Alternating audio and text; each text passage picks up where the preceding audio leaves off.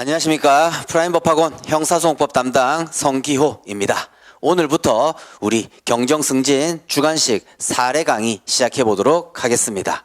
예년에 비해서 한 일주일 혹은 또 한 보름 정도 우리 사례 강의 개강 날이 조금 늦어졌는데요. 이유인즉슨 작년까지는 우리 경찰간부 후보생 선발 시험에 있어서 주관식 형사소송법 우리 경정승진과 과목이 똑같았었습니다. 네, 그런데 올해부터 이제 간후보 시험이 객관식으로 바뀌면서 또 시험 날짜도 보통 한 9월, 10월쯤 보았는데 올해는 7월 30일 날 보기로 이제 간후보 시험이 그렇게 예정되어 있어가지고 발등에 불 떨어진 경찰간부 후보생 객관식 또 강의 조금 더 치중하다 보니까 조금은 늦어졌습니다. 하지만 우리 항상 입문 강의 때 말씀드렸던 것처럼 사례 강의는 요령 장착의 강의다라고 했었습니다. 중요한 것은 기본 강의 때 하나하나의 테마들을 정리하는 것들, 이게 가장 중요하다고 했죠.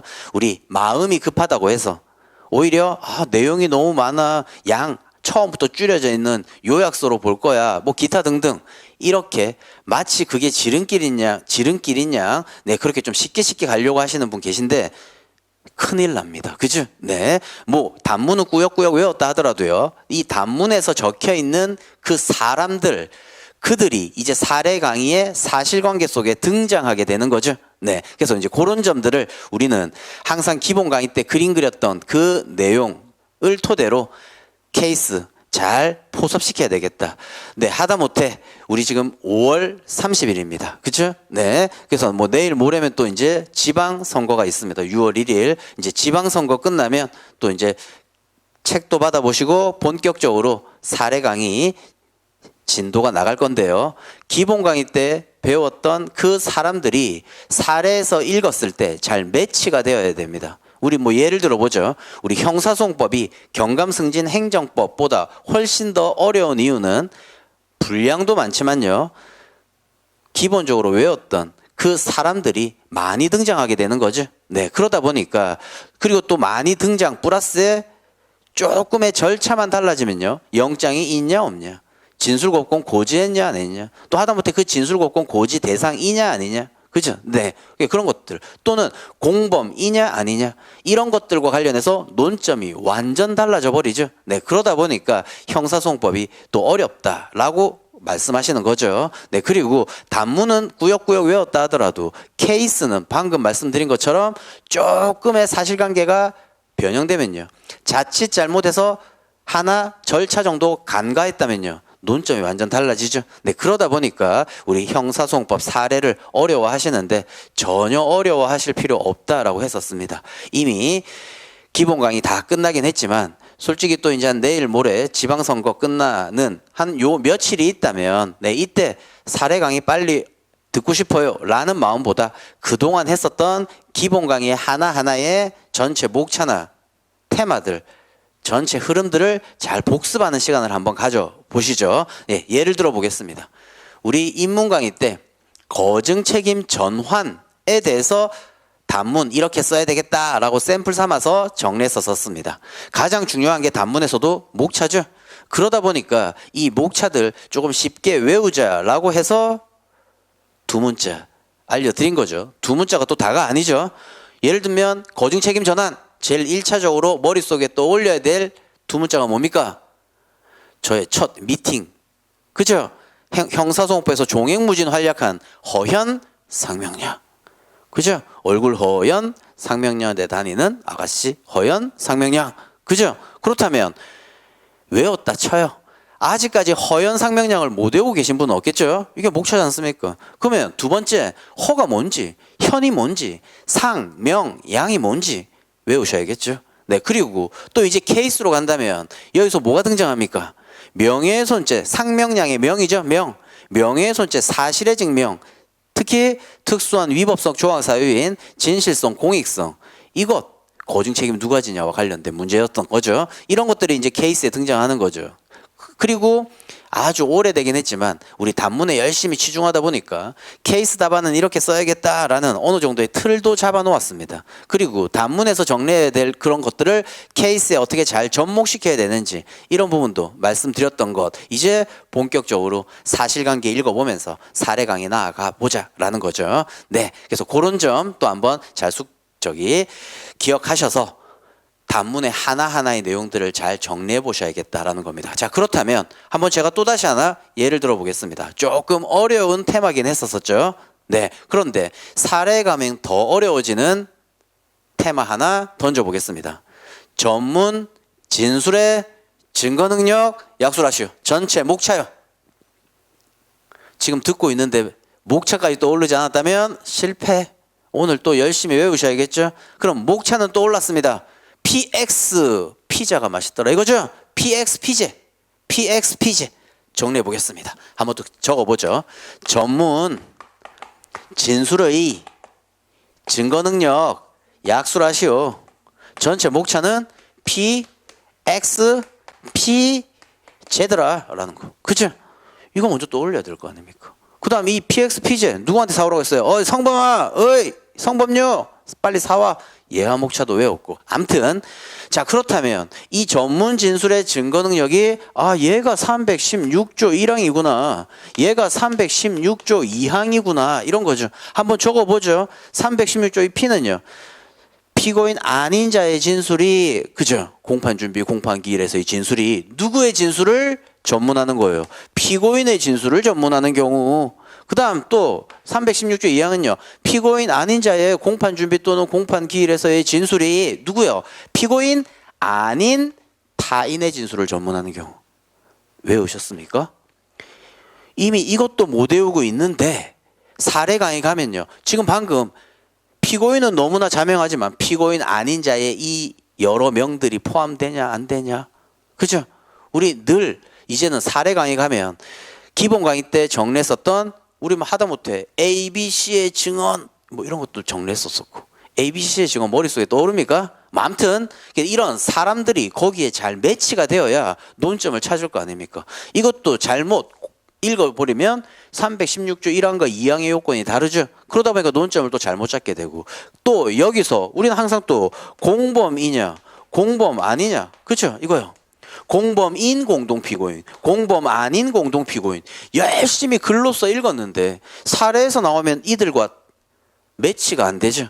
그러다 보니까 논점이 또 어긋나는. 네, 따라서 우리 사례 강의는 기본 강의를 가장 토대로 하고 플러스 이제 사례 답안, 사실관계를 어떻게 빨리 포섭할지, 그리고 그 사람들의 관계에서 논점이 포섭되었다면 그 논점과 관련된 내용들을 사례답안스럽게 어떻게 서술하고 마지막 결론을 내릴지, 이런 것들 정리하는 거죠. 네, 따라서 앞으로 진행될 이 사례 강의에 있어서는 기본 강의 때 했었던 중요한 테마들에 대한 복습 플러스 사례답안 적어야 되는 요령 장착의 시간이 되겠다라는 겁니다. 따라서 뭐 최소한 기본 강의 저한테 듣고 그리고 난 다음에 또 사례 강의 들으셔야겠습니다. 뭐 기본 강의 어느 정도 정리하셨던 분들이라면 뭐 사례 강의 쉽게 정리될 거고요. 만약 그렇지 않다 하더라도요, 사례 강의를 들으면서 단문의 각각의 테마들 복습하면서 사례 접목시키는 그런 시간을 갖도록 하겠습니다. 따라서 우리 하나하나 정리했었던 단문에 있어서의 그런 것들이 중요하다. 목차들, 그리고 이런 목차들을 외웠다면 이 중에 이거 쓰시죠, 이 중에 이걸 쓰시죠. 왜? 이유는 사례, 출제자가 사실관계 속에 제시되어 있는 논점들 중에서 이걸 쓰라는 제시어나 다름없다라고 하면서 또 형한펜도 칠하면서 정리해 나갈 것입니다. 네, 그래서 이런 점, 그 어떤 걸 묻는다 하더라도 연초에 늘 말씀드렸죠.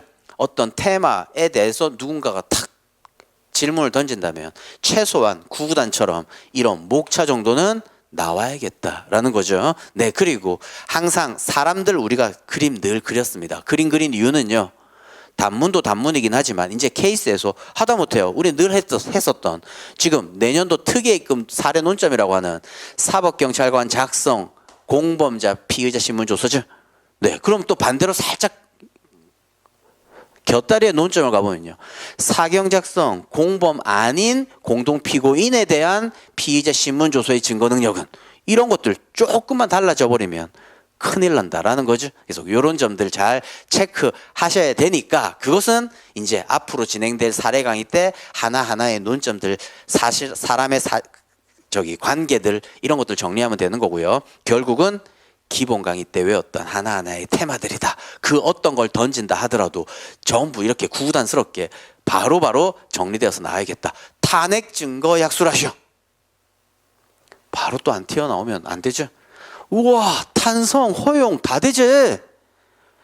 들으면 또 고개 끄덕이시죠. 시험장 가면 누가 옆에서 제시어 던져주지 않죠. 탄성, 허용.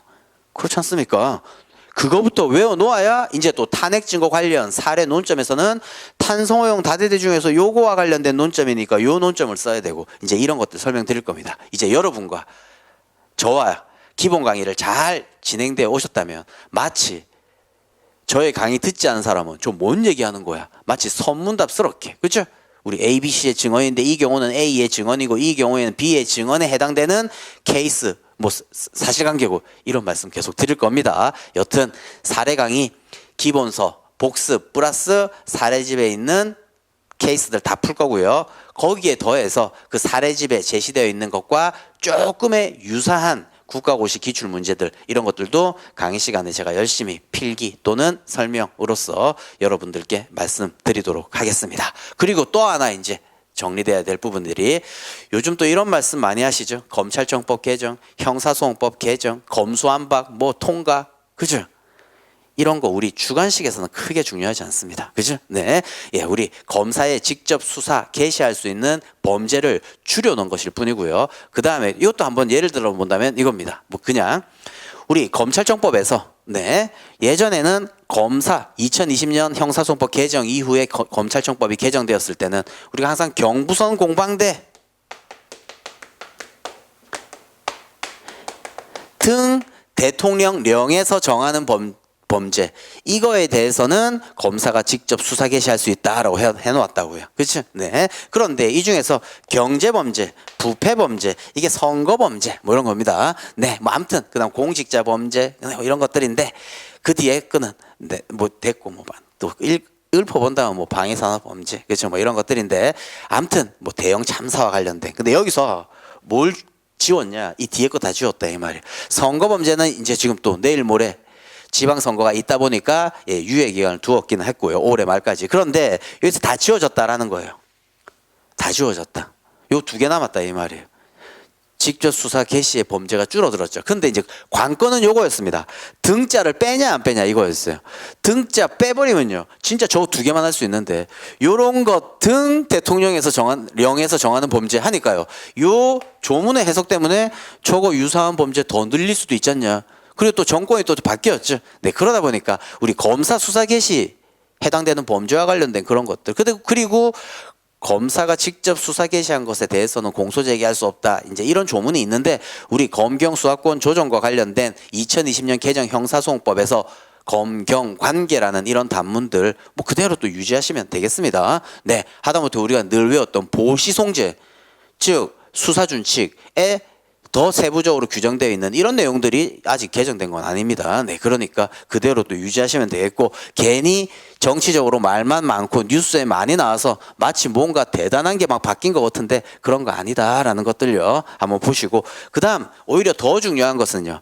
예전에 우리 수사 기법 중에서 통신비밀보호법이 제정되었을 때 감청이 중요한 단문으로 막 뛰어 올랐죠. 그런 것처럼 우리 감청도 법원 허가에 의한 감청이 허용되는 것처럼 우리 한 몇 년 전이었습니까? 텔레그램의 N번방 사건 이것들 때문에 우리 아동 청소년 성보호에 관한 법률에서 새로운 수사기법이 등장했던 거죠. 그게 신분 비공개 수사, 신분 위장 수사 이거와 관련된 또 단문이 중요한 단문으로 또 오른 거죠. 특히 신분 비공개 수사보다 신분 위장 수사에 인권 침해의 소지가 크다 보니까 이 신분 위장 수사에 있어서도 법원의 허가를 얻도록 하였죠. 즉 수사의 상당성과 관련된 내용에 있어서의 신분 비공개 수사, 신분 위장 수사 이런 거에 대한 단문도 잘 정리하셔야겠다. 오히려 이제 그런 우리 수사 파트에 있어서의 부분이 또 조금은 단문으로 중요해진 거죠. 여튼 이제 이런 여러 가지의 내용들 관련된 부분에 있어서 사례 강의를 진행하면서 기본소 복습 플러스 사례 요령 장착에 대해서 우리 열심히 또 나가보도록 하겠습니다. 이제 내일 모레면 또 6월 달인데요. 이미 시간 빠르죠. 2022년도 마치 엊그제 시작한 거 없고 하다못해 경정승진 합격자 발표 엊그제 난 거 같은데 벌써 상반기가 지나가고 있습니다. 아, 내가 지금까지 한 게 뭐가 있냐 또 이렇게 생각하실 수도 있겠습니다. 하지만 늘 조급해하지 마십시오. 오히려 조급해하다 보면요, 네, 모래 위에 쌓은 성이 될 수도 있습니다. 그렇죠? 그러니까 아직까지 조금의 기본기가 탄탄하지 않다 하더라도요, 지금부터 열심히 하면 되겠다. 그죠? 네. 하다못해 지금이 10월 달, 11월 달이 아닌 것을 다행스럽게 생각하시면 되겠죠? 나중에 또 10월 달 가서 11월 달 가서 와, 내가 왜 공부를 안 했냐? 그때 가서 또 요약식의 어떤 서브 정리 이렇게 하다 보면 필패입니다. 그죠? 우리 요 근래 경정 승진 시험에 있어서 시간 싸움이었죠. 뭐 논점이 아주 어려운 것은 아니지만 시간 싸움이었습니다. 결국 사례 4문제까지 나오니까 이것을 어떻게 잘 요약식으로 적어야 되겠냐. 그죠? 그리고 또 기본기가 있어야 요약이 되는 거죠. 그리고 그런 요약하는 능력들을 또 강의 시간에 다 말씀드려야 되겠죠. 네, 이런 논점이 나왔을 때 배점이 이랬을 때는 요 정도 쓰시고, 그렇죠? 또 뭐 이랬을 때는 기타 등등 여러 가지 마치 사례 답안 공식스럽게 또 제시해 드릴 겁니다. 따라서 우리 솔직히 수험 생활 쉽진 않지만 일단 열심히 많은 것을 외워야 되고요. 이 외운 것도 힘든데 이 외운 것을 사실관계 속에 잘 대입시켜서 또 사례 답안에 마지막 답을 완성시켜야 된다는 거, 이게 어려운 거죠. 단문은 외운 대로 그대로 쓰면 되지만 사례는 그래도 최소한 사실관계 읽고 논점을 잡아야 되니까요. 그래서 이런 사례 울렁증 계신 분들도 많을 건데 사례 강의를 통해서 이런 울렁증 싹 없애고 그 다음에 사례에 대한 자신감 심도록 하겠습니다. 그래서 내일 모레부터 또 기본서 사례집 또 이제 출간되고 그 사례집으로서 이제 차근차근 진도 나가보도록 하겠습니다. 지금 이 시점에서 더더욱 유념하셔야 될 것은 단문 누군가 하나가 탁 하다못해 이민수사 본질과 한계 약술하시오. 전체 목차요. 더 이상 설명할 필요 없죠. 그래, 본질 한계, 본질이 탁 로마자 2로 떠올라야 되고 한계 로마자 3으로 탁 떠올라야 되고, 그러니까 예하 목차를 외워야 되겠네. 뭐 기타 등등. 항상 내가 공부해야 될 어떤 테마에 뼈대가 잡혀 있어야 단문도 쓸 수 있는 거고, 그 뼈대가 잡혀 있어야 이 뼈대 중에서 뭐를 추출해서 사례 답안을 써야 될지 감이 잡힌다라는 겁니다. 네, 그래서 기본 강의 때 했었던 하나하나의 테마, 뭐 적지 않은 수의 단문들이었지만 그 단문들 또 한번 5월 마지막에 지나기 전에 전체의 단문들 목차들 또 목차들에 해당되는 그 하나하나의 단어들 다시 한번 음미해 보시면서 사례 강의 준비해 보시도록 하시죠. 내일 모레부터 또 본격적으로 사례 강의 진도 나가보도록 하겠습니다.